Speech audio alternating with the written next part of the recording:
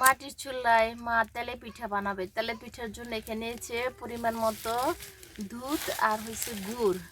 এটা হচ্ছে পানি ছাড়া, শুধু দুধ দিয়ে আজকে তেলের পিঠা বানাবে।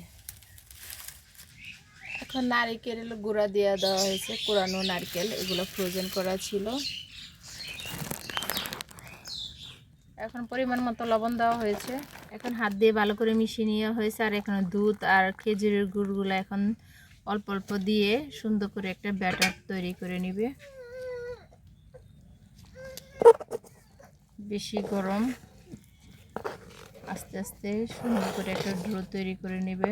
অতিরিক্ত গরম, সেজন্য হাত দিয়ে ধরা যাচ্ছে না।